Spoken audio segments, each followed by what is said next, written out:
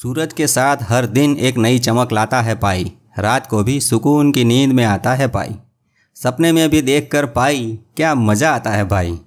दिल garden garden हो जाता है और उस गार्डन में पाई के छोटे छोटे फूल खिले हुए दिखते हैं। पर एक दोस्त बड़ा महंगा मोबाइल खरीद कर भी उदास था। ऐसा भी होता है कि पायोनियर नया मोबाइल खरीदते हैं और पाई इंस्टॉल भी करते हैं, पर पुराने पाई नए मोबाइल में नहीं दिखते हैं। उसकी अनेक वजह हो सकती है, जैसे कि पाई का यूजर नेम और पासवर्ड याद नहीं रहता, पुराने पाई अकाउंट का मोबाइल नंबर वेरीफाइड नहीं होता, फेसबुक वेरीफाइड नहीं होता, ईमेल भी वेरीफाइड नहीं होता, या नए फ़ोन में नया सिम कार्ड डालते हैं, या किसी बेपरवाही की वजह से पुराना मोबाइल नंबर बंद हो जाता है तो पुराने पाई नए मोबाइल में नहीं आते हैं, ऐसी फरियाद करते हैं। अरे कुछ पायोनियर्स का नाम पुराने मोबाइल में कुछ और होता है और नए मोबाइल में कुछ और होता है।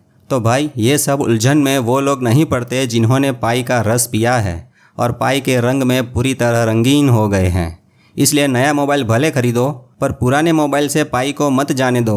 भाई अब तो ऐसा समय आया है कि जब तक पाई का हिसाब किताब ना निपटा लें तब तक नया मोबाइल नहीं खरीदना है, और ख़रीदा भी तो पुराने मोबाइल को न तो छोड़ना है और न ही छेड़ना है, क्योंकि पाई में वो पोटेंशियल है जिसे क्या पता भविष्य में मोबाइल की पूरी दुकान खरीद सकते हैं। जे बात, इसलिए थोड़ा ध्यान रखें। अभी ये जो पाई बनाने का समय है उसको एंजॉय करना अच्छा लगता है, क्योंकि सपने देखने में जो आनंद और प्रसन्नता मिलती है वो उस चीज़ को पाने के बाद उतनी नहीं रहती भाई। एक मंजिल तक पहुंचने के बाद फिर आगे का नया सफ़र और नई मंजिल ढूंढनी पड़ती है। तो अभी पाई बनाने का आनंद और वीडियो देखने का आनंद भी लेते रहें। स्वागत तो है ही मेटा मित्र चैनल में आपका। आज के वीडियो में सबसे पहले इंडिया की खुश खबर देखेंगे, फिर पाई के मेनू में उसके टर्म्स और पाई की पॉलिसी की कुछ झलक, फिर थर्ड पार्टी ऐप पाई ब्रिज की सच्चाई, पाई चांदमॉल नाम की झूठी वेबसाइट और सोशल मीडिया की पोस्ट। सबसे पहले शुरू करते हैं। गुजरात के अग्रणी अखबार में छोटा आर्टिकल देखने को मिला जिसमें लिखा है कि reserve bank digital currency launch करने की ओर बढ़ रहा है। लंबे समय से चर्चा है कि भारतीय रिजर्व बैंक क्रिप्टो करेंसी का मुकाबला करने के लिए भारत में एक डिजिटल मुद्रा लाएगा। इस प्रकार की मुद्रा को सेंट्रल बैंक डिजिटल करेंसी के रूप में जाना जाता है और संभावना है कि इसे वर्तमान में फाइनेंशियल वर्ष में ही लॉन्च किया जाएगा। आरबीआई ने इस संबंध में अमेरिका की एक फाइनेंस टेक्नोलॉजी कंपनी और भारत के 4 प्रमुख बैंकों के साथ परामर्श करना शुरू कर दिया है। महत्वपूर्ण बात यह है कि आरबीआई इस डिजिटल करेंसी के लिए ब्लॉकचेन टेक्नोलॉजी का इस्तेमाल करेगा। तो इसी टॉपिक को हमने इंटरनेट पर खोजा, जहां कुछ फ्रेश आर्टिकल न्यूज़ वेबसाइट पर मिले।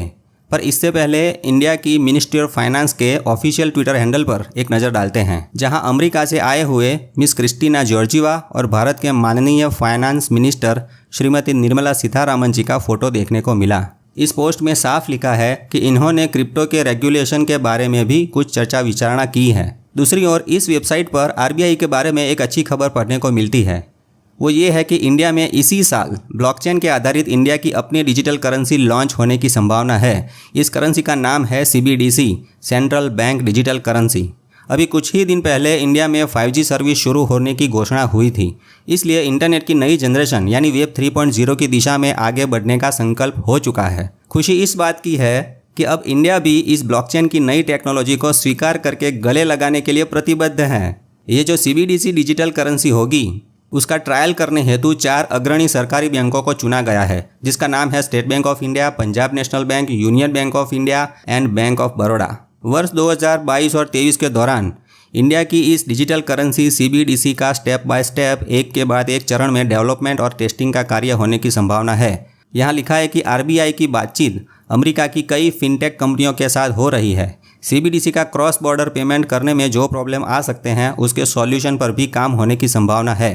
आरबीआई का मानना है कि यह CBDC भारत में प्राइवेट क्रिप्टो करेंसी को मात दे सकता है। जो भी हो, पर क्रिप्टो वर्ल्ड में और इंडिया के क्रिप्टो इन्वेस्टर्स में एक खुशी का माहौल बना होगा। अब जब क्रिप्टो करेंसी आएगी तो उसका स्वैपिंग यानी एक क्रिप्टो में से दूसरी क्रिप्टो में कन्वर्जन भी होगा, और क्रिप्टो से फिएट करेंसी में यानी रुपये पैसे में या डॉलर में भी कन्वर्जन होगा। अब देखते हैं पाई के पायोनियर्स को इससे क्या फ़ायदा होगा। जिनको पाई के बारे में कुछ भी नहीं पता वो लोग इस चैनल पर पाई नेटवर्क एजुकेशन सीरीज के वीडियो शुरू से देखें और मोबाइल से इस पाई ब्लॉकचेन आधारित क्रिप्टो करेंसी को फ्री में बनाना शुरू कर सकते हैं। देखिए अभी पाई का एनक्लोज्ड मेननेट फेज चल रहा है, जिसमें अभी पाई को रुपये में या किसी अन्य क्रिप्टो में कन्वर्ट नहीं कर सकते, पर भविष्य में बहुत जल्द ही इसका ओपन मेननेट आएगा, तब इसको अन्य क्रिप्टो में या रुपये में कन्वर्ट करने की संभावना होगी। तो हो सकता है कि पाई से सीधे इस इंडियन डिजिटल करेंसी CBDC में कन्वर्जन हो पाएगा और शुरुआत में 4 सरकारी बैंक में सीधे पैसे भी ट्रांसफ़र हो जाए। बाद में प्राइवेट सेक्टर की बैंक्स भी पीछे नहीं रहेंगी। ये सब कुछ पॉसिबल है। और भी कितनी नई नई फाइनेंशियल ऐप बनेगी जिससे क्रिप्टो की लोन मिलेगी, क्रिप्टो का भी क्रेडिट कार्ड होगा, इंश्योरेंस होगा, बैंकिंग क्षेत्र में तो पूरी तरह बदलाव आ जाएगा और इस क्रिप्टो के ATM मशीन भी होंगे। तो ये सब कुछ अभी आने वाला समय दिखाएगा और हो सकता है पाई आपको करोड़पति बनाएगा। अब जानते हैं पाई ऐप में क्या अपडेट आए। पाई में मेनू में प्रोफाइल के नीचे ये 2 ऑप्शन दिखे हैं। पहला है TOS यानी टर्म्स ऑफ सर्विस और दूसरा है प्राइवेसी पॉलिसी। TOS पर क्लिक करके देखें तो इसका टर्म्स ऑफ सर्विस का पेज खुलेगा।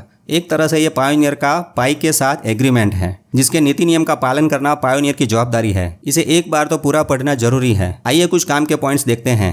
13 साल के कम उम्र के बच्चे ये पाई की वेबसाइट विजिट करने के लिए एलिजिबल नहीं है, यानी गूगल में बच्चे उनके अकाउंट से इसे सर्च नहीं कर सकते। ये अमेरिका के कानून के हिसाब से रखा है। आगे है पाई ऐप में जो फेसबुक जैसी थर्ड पार्टी सर्विस का अकाउंट और पासवर्ड से लॉगिन रखा है उसको आप संभाल कर ही रखेंगे और फेसबुक पासवर्ड कहीं भी शेयर नहीं करेंगे। आपके फेसबुक पासवर्ड से आपके पाई अकाउंट को कोई नुकसान हुआ तो पाई नेटवर्क इसका जिम्मेदार नहीं होगा। आगे एप्लीकेशन सिक्योरिटी में लिखा है कि आप स्वीकार करते हैं कि थर्ड पार्टी वेबसाइट या ब्लॉकचेन एप्लीकेशन में खामियां और त्रुटियां हो सकती है। आप ऐसी किसी भी third party website, smart contract program या आपके द्वारा उपयोग की जाने वाली लिंक की विश्वसनीयता के लिए पूरी तरह जिम्मेदार हैं। यानी पायोनियर्स को पहले जांच पड़ताल करनी होगी कि कोई भी वेबसाइट या एप्लीकेशन चोर कंपनी तो नहीं है ना, जो पाई को हमसे चीटिंग करके छीन लेगी। ये आखिरी पॉइंट बहुत काम का है, इसे ध्यान से पढ़ें।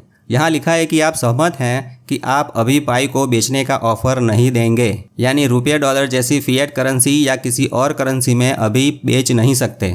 दूसरा पॉइंट ये है कि आप सहमत हैं कि आप और केवल आप ही इस खाते के अनन्य धारक हैं और आप अपना खाता या आपके खाते से जुड़ी पाई को किसी अन्य व्यक्ति, समूह या संगठन को ट्रांसफ़र नहीं करेंगे। तीसरा है आप सहमत हैं कि पाई का उपयोग करके किसी भी नाजायज़ और गैरकानूनी लेन देन में शामिल नहीं होंगे। इनमें से किसी भी शर्त के उल्लंघन के परिणाम स्वरूप आपका खाता इनवैलिड यानी अमान्य हो सकता है और आपके खाते से ट्रांसफ़र की गई पाई और बाकी बची हुई पाई भी कैंसिल हो सकती है। ऐसा होने पर इसमें सोशल चेन यानी पाई नेटवर्क और इसके डेवलपर्स की कोई जिम्मेदारी नहीं होगी। इसके 12वें पॉइंट में भी साफ लिखा है कि अगर कोई पायोनियर ये एग्रीमेंट के टर्म्स का उल्लंघन करता है तो इसका अकाउंट कोई नोटिस दिए बिना तुरंत ही बंद कर दिया जाएगा और सभी सर्विस ब्लॉक कर दी जाएंगी। दोस्तों, हमने पिछले वीडियो में भी ऐसे अकाउंट ब्लॉक के किस्से देखे हैं। फिर भी पायोनियर समझते नहीं है और पाई को खरीदने और बेचने की कमेंट भी इस मेटा मित्र चैनल के वीडियो के नीचे पब्लिक में करते हैं। हमने सबको मना किया है कि ऐसा बिल्कुल ना करें।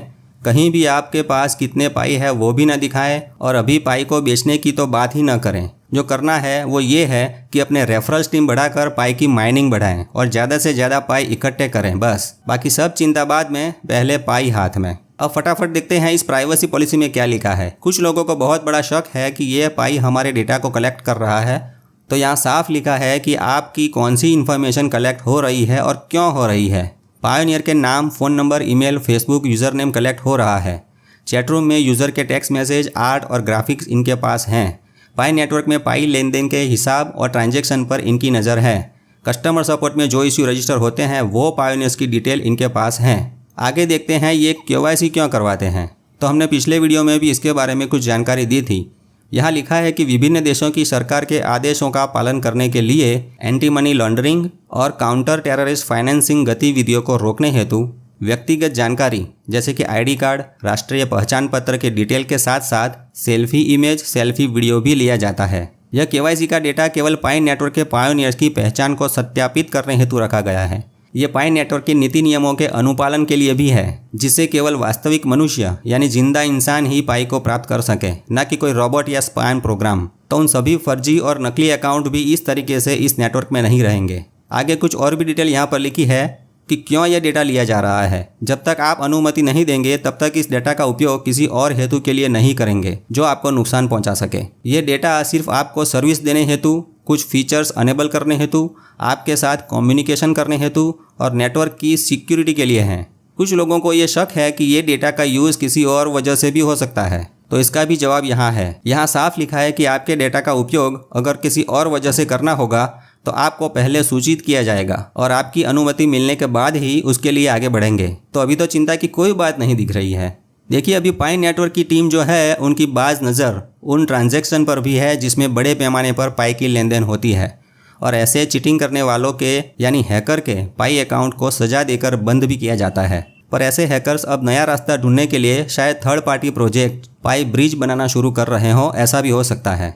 ये पाई ब्रिज नाम की वेबसाइट किसने बनाई है उसका कोई नाम और कॉन्टैक्ट नहीं है, बस सिर्फ वियत नाम का कोई ग्रुप है ऐसा लिखा हुआ दिखता है। इस वेबसाइट पर पहले पाई से रैप्ड पाई में कन्वर्जन होगा और फिर उस रैप्ड पाई को बिनांस स्मार्ट चेन की अन्य क्रिप्टो जैसे BNB, BUSD में कन्वर्ट कर सकेंगे और उसमें से US डॉलर में। पर यह कहानी अभी एक झांसा भी हो सकता है। इन्होंने पाई को रैप्ड पाई बनाकर उनके दूसरे वॉलेट में ट्रांसफ़र करने का रास्ता बनाया हो, ऐसी संभावना भी हो सकती है, ताकि उनकी ब्लॉकचेन में ये रैप्ड पाई नाम की डुप्लीकेट करेंसी को और उनके अकाउंट को ओरिजिनल पाई की टीम ब्लॉक नहीं कर पाएगी, क्योंकि सीधी बात है वो कोई और ब्लॉकचेन है जिस पर ओरिजिनल पाई टीम का कंट्रोल नहीं है। तो अभी इस pybridge.io वेबसाइट से सावध रहें। और वैसे भी पाई नेटवर्क के टर्म्स अभी हमने देखे हैं जिसमें पाई को अभी किसी भी अन्य करेंसी में कन्वर्ट नहीं करना है और ऐसे प्रोजेक्ट्स के बारे में पाई नेटवर्क की टीम ने अभी कुछ नहीं कहा है। भविष्य में इस थर्ड पार्टी पाई ब्रिज को अगर ओरिजिनल पाई नेटवर्क की टीम से अप्रूवल मिल जाता है तब इस पर भरोसा किया जा सकता है। तो अभी शांति से माइनिंग करते रहना ही उचित है।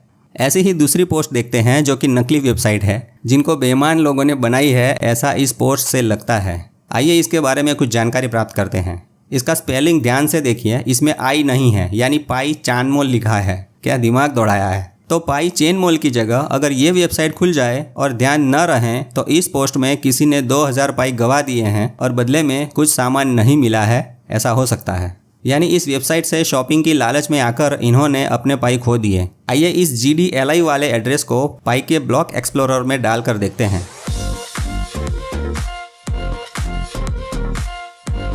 तो इस एड्रेस पर बहुत लोगों ने अपनी पाई भेजे हैं, पर यह इंसान इतना होशियार है कि जितने भी पाई आते हैं वो इसको तुरंत ही किसी और GCEY वाले अकाउंट में भेज देता है, क्योंकि अगर पाई की टीम इस अकाउंट को ब्लॉक करें तो भी इसको कोई फर्क ना पड़े, क्योंकि इसके वॉलेट में वो सिर्फ एक पाई ही रखता है ना चालाक लोमड़ी।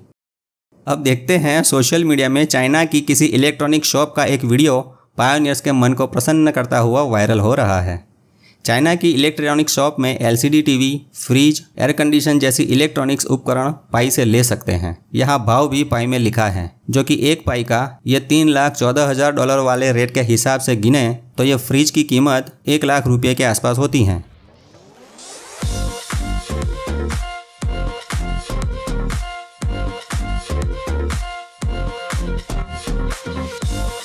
LCD टीवी की प्राइस 29,000 रुपये और इस बड़े वाले फ्रिज की कीमत 1,45,000 तक हो रही है। पर यह अच्छी बात है कि ऑफलाइन स्टोर में इसकी शुरुआत हुई है। आगे देखते हैं BBC न्यूज़ की इस वेरीफाइड चैनल पर भी पाई नेटवर्क का जिक्र होने लगा है।